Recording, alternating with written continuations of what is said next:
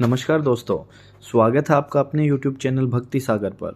दोस्तों, हाजिर हूँ रोज की तरह फिर एक नई कहानी के साथ। आज मैं सुनाऊंगा आपको बरसाना की सच्ची घटना, वो घटना जिसको सुनने के बाद आपका मन प्रभु के चरणों में फिर समर्पित हो जाएगा। तो चलिए दोस्तों, शुरुआत करता हूँ आज की कहानी की। दोस्तों, बनारस की सच्ची घटना है। रमा नाम की एक स्त्री थी जो किसी गांव में रहती थी। 5-6 वर्ष उसकी शादी को हो गए थे, परंतु कोई संतान नहीं थी उसको। एक बार श्री राधाष्टमी का उत्सव आया। गांव की औरतें बनारस जाने लगी। औरतों ने कहा, तुम भी चलो, वहाँ राधा रानी का मंदिर है और राधा रानी बड़ी दयालु हैं, तुम्हारी गोद जरूर भर देंगी।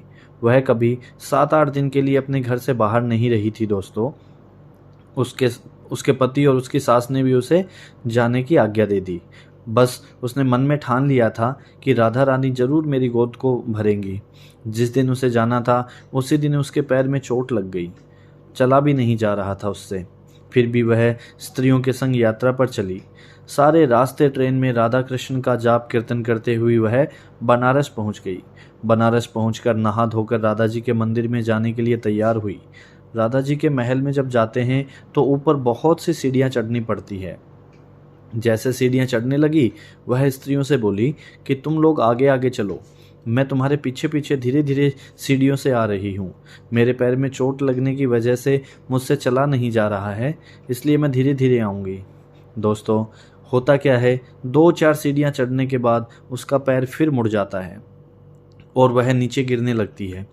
तभी एक 7-8 साल की कन्या ने उसका हाथ पकड़ लिया। रमा बोली, बेटी, अगर आज तुम नहीं होती तो मैं नीचे गिर गई होती। वह कन्या बड़े प्यार से बोली, मैया, ऐसे कैसे गिर जाने देती मैं तुम्हें। रमा ने पूछा, बेटी, तुम्हारा क्या नाम है। वह बोली, मेरा नाम लाडो है, मैं यहीं पास में रहती हूँ। वे दोनों सीढ़ियों पर बैठ गए और लाडो कहने लगी, मैया, मेरे लिए क्या लाई हो। ना कोई जान ना कोई पहचान, और लाडो ऐसी बातें कर रही है। रमा ने सोचा। फिर रमा ने कहा, लाडो, मैं कल तुम्हारे लिए लेकर के आऊँगी। आज मैं तुम्हारे लिए कुछ नहीं ला पाई, लेकिन मैं तुम्हारे लिए कल ज़रूर कुछ ना कुछ लेके आऊँगी। तुम मुझे बताओ तुम्हें क्या पसंद है। लाडो बोलती है, मुझे नथनी, गले का हार, कान के कुंडल, चूड़ियाँ, मेहंदी, घाघरा, ये सब चीज़ें पसंद हैं, कुछ भी ले आना। इतना कहकर वह बालिका वहाँ से भाग गई। जैसे तैसे रामा भी मंदिर में दर्शन करके लौट आई। आकर सोचने लगी उस बालिका के बारे में और बाजार से उसके लिए गले का हार और चूड़ियाँ लेकर के आ गई। अगले दिन वहीं जहाँ मिले थे, वह लाडो उनका इंतजार करते मिली।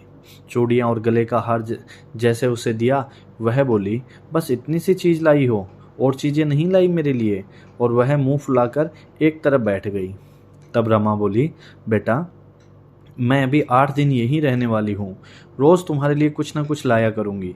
यह सुनकर लाडो उसकी गोद में बैठ गई और गले से लग गई।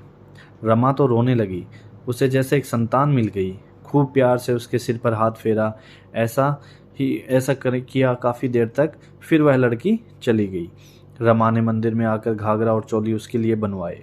ऐसे ही रोज कुछ न कुछ वह उसे देती रहती।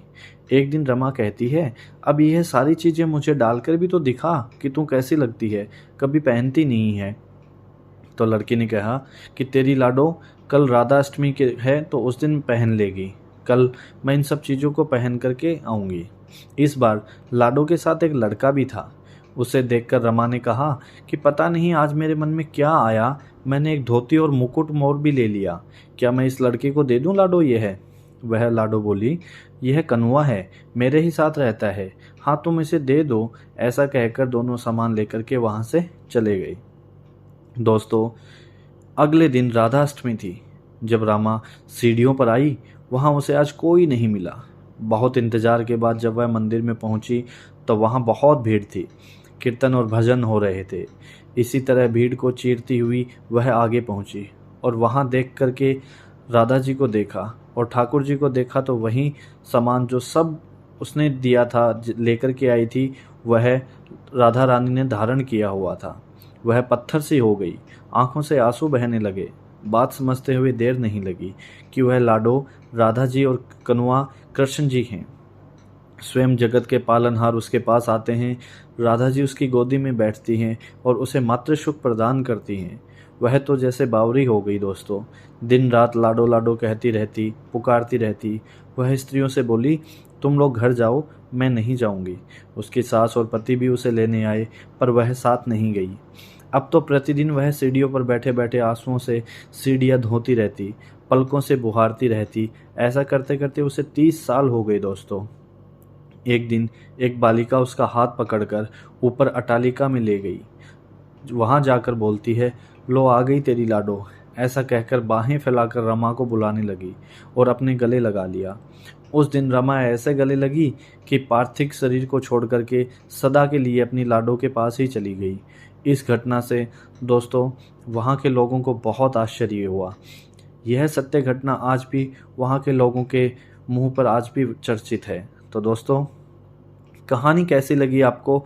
ये एक सत्य कहानी थी। कमेंट्स के जरिए अपनी राय ज़रूर रखिएगा। इस कहानी से दोस्तों हमें ये शिक्षा भी मिलती है कि जो भी आशा रखें, चाहे वह सकाम हो या निष्काम, केवल भगवान से ही रखें। एक न एक दिन अवश्य मिलते हैं। आशा कहते हैं ना कि आशा एक राम जी से दूजी आशा छोड़ दें, नाता एक राम जी से दूजा नाता तोड़ दें। तो दोस्तों ये थी आज की मेरी कहानी। कमेंट्स के जरिए अपनी राय जरूर रखिएगा। बोलिए भक्त और भगवान की जय। जय श्री राधे कृष्णा। हाजिर होता हूँ फिर एक नई कहानी के साथ। धन्यवाद।